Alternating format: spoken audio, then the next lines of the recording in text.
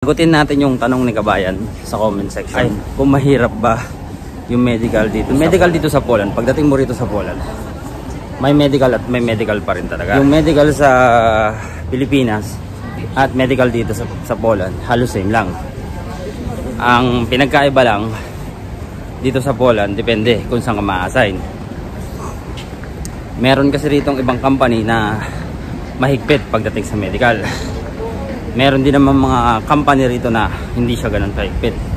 Pero depende pa rin kung saan ka ma-assign. Kung ang trabaho mo, F&B, like waiter, basta sa food process, kukuhanan kanila ng dugo at stool. Pero kung sa factory ka naman ng dry, like mga bakal, basta kung anong dry man yun, like parts ng sasakyan, ang kukunin lang sa yung medical, ihi mo lang. Depende pa yon.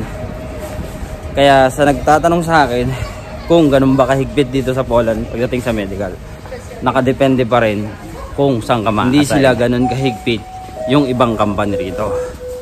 Kaya sana nakatulong. Gaya nga ng sabi ko, depende sa company at depende kung anong position o kung saan ka ma-assign. Sana makatulong yung sagot ko sa tanong mo, Kabayan. So ako sa Zloty Tarazi. Pag sinabi mo kasing countryside dito sa Poland, ang countryside sa kanila is province. Huwag ka magsasabi ng province. Pag tinanong kanila kung saan ka nagtatrabaho at kung saan lugar, sabihin mo countryside kung sa countryside.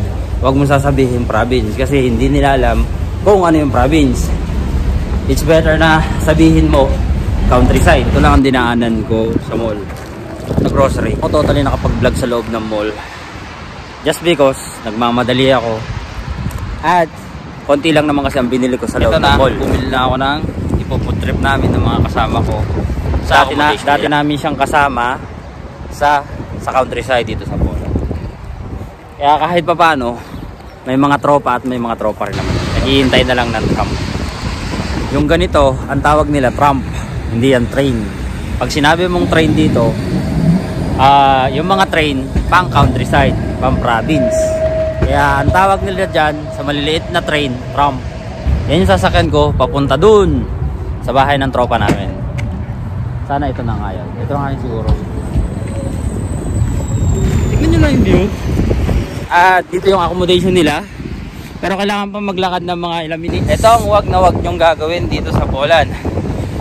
Huwag kayong tatawid basta-basta kung saan-saan.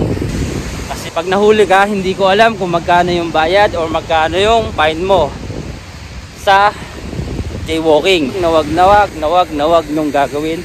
Tumawid kung saan-saan. Diyan yung accommodation nila. Ayan. Yung building na yan. Yung may green na parang basta. Yo, nandito na. Akit lang tayo. At sa mga accommodation naman dito, iba-ibang accommodation dito. Yung ibang accommodation, may elevator. Yung iba, manual. Katulad nito, manual. Kaya kailangan natin magagdanan papunta dun sa accommodation nila. Hindi ko alam kung anong floor sila. Nakakapanibago. Sa rooftop. Ayun, nakita ko na. Sa rooftop.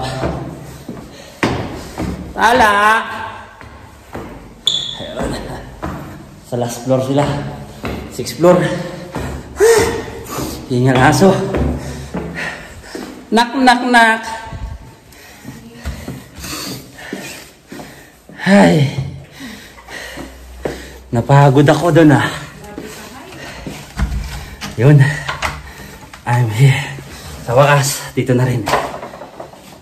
Papasok. Yan, dito yung accommodation nila. Ay, si Tala. Oh. Hi, Tala. Yan. Thank you. Home sweet home. Muna. Pagod. Sarap.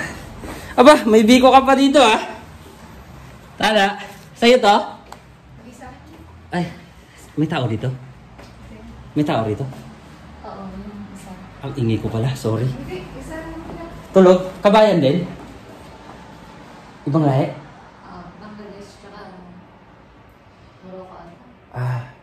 Sa mga sa Marriott. Nahaluan na kayo rito, no? Hmm. Oh.